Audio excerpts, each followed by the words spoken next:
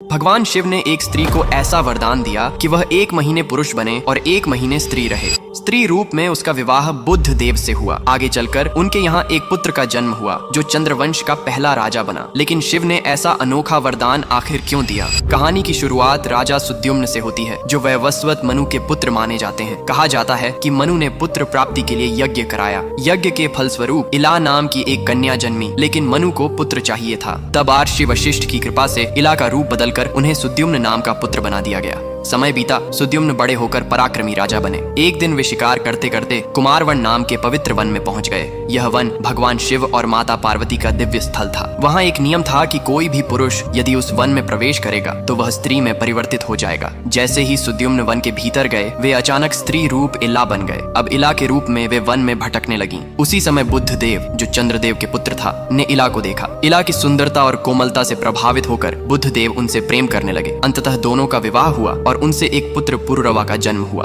पुरुरवा आगे चलकर चंद्रवंश के प्रथम राजा माने गए। कुछ समय बाद इला ने अपनी स्थिति आर्षि वशिष्ठ को बताई। वशिष्ठ ने भगवान शिव से प्रार्थना की। शिव जी प्रसन्न हुए और एक विशेष वरदान दिया। अब इला सुद्युम्न हर महीने अपना लिंग बदल सकेंगे। 1 महीने वे पुरुष सुद्युम्न रहते और अगले महीने स्त्री इला बन जाते। इसी तरह उनका जीवन चलता रहा। रामायण, महाभारत, विष्णु पुराण में कहा गया है कि दोनों रूपों की स्मृतियां अलग अलग रहती थीं। जब वे सुद्युम्न होते तो इला रूप की बातें याद नहीं रहती, और जब इला होती तो सुद्युम्न रूप का स्मरण नहीं होता। तो कमेंट में लिखिए हर हर महादेव।